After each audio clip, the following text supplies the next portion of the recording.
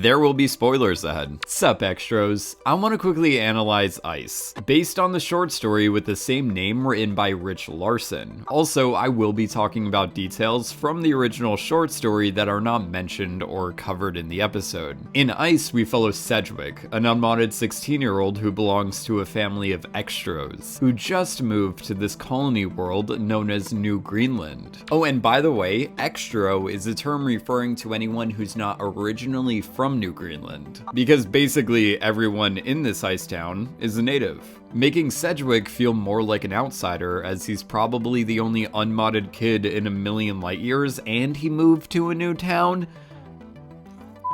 In their universe, it's preferred that the kids are modded if they're leaving Earth. His 14-year-old brother, Fletcher, is modded and outperforms Sedge in everything. Being modded, Fletcher has increased speed, strength, and agility. You can even see that he has glowing eyes, like an animal with the tapetum lucidum. You know, the reflective layer behind their pupil that allows more light to enter the retina. Instead of a traditional birth, Fletcher was grown in what is referred to in the short story as a vat or a tube. Sedgwick joins Fletcher in sneaking out and meeting up with Fletcher's friend group. Sedge, his brother, and the friend group exit the colony, stepping out onto a seemingly endless landscape of ice on a night where frost whales are breaching. The group ventures out further and arrives at a squat iron pylon that's sunk into the ice. Below the ice is an ocean of methane that's supposedly deeper than any ocean back on Earth. Oh, and look right over here. You can see the gigantic methane harvesters in the background. The noise produced from these machines deters the whales below from entering the vicinity. In the original short story, they didn't use flares. Instead, they would race from one pylon to another. However, in this episode, they set up a row of flares, but the rules remain the same. In the original short story, Oxo, also known as Oxo of the jaw implant, explains that the frost whales will spot an area of thin ice, dip down into the sea for momentum, then soar upwards to hit the ice, and then they'll repeat this action in a line.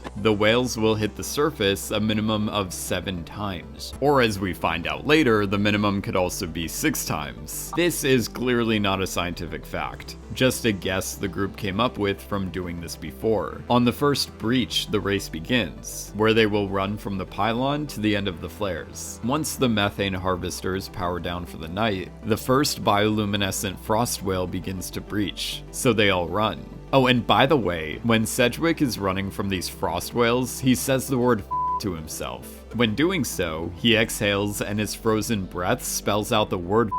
That's a pretty cool detail, literally and figuratively. Anyway, around the age of 12, Sedgwick realized that his brother was faster than him. In the original short story, it's mentioned that they'd race on a pale gray beach back on Earth, prickling fog and no witnesses, explaining the fog-filled design of Sedge's hallucination after he uses Oxo's pipe. During these races the brothers had when growing up, Sedgwick would let Fletcher win. In the short story, it's described that Fletcher would take the lead in the last third, pumping past with a high, clear, incredulous laugh, and Sedgwick slacked off to a jog to let him win, because it was a nice thing to let the younger brother win sometimes. But that was until Fletcher could actually beat him, as his younger brother started outperforming him. This is when the majority of Sedge's resentment towards his younger brother began. During the race, Fletcher falls behind the group, and Sedge is dead last. Fletcher hurts his ankle, and without hesitating, Sedgwick picks him up and carries him as best as he can to safety. After the race is over, Fletcher is seen limping. But when he retrieves Sedge's hat, his leg is suddenly 100 billion% healed. Even though Fletcher is modded, it's never specified whether or not his body can quickly heal itself. So it's definitely not that. It's implied Fletcher faked his injury so Sedge could have a chance to feel extraordinary. Also, in the short story, it's confirmed that Fletcher did fake it. Fletcher even uses the same ankle to break his fall when landing on the ice sheet right here. I prefer the ending of this episode over the ending of the original short story. In the original short story, the brothers are laying in their beds, excitedly talking about their experience. But then Sedge realizes Fletcher's hurt ankle swaps sides on the way back. Sedge then confronts Fletcher about this, and they end up arguing. The harsh exchange of words falls into what is described as a silence that thickened into hard black ice. But in this episode, we have a way more more optimistic ending. And I know some of you may be thinking, why would Fletcher reveal he's not hurt if he wanted his brother to feel better about himself? Like, doesn't that kind of defeat the purpose? And that's a good point, Gerald.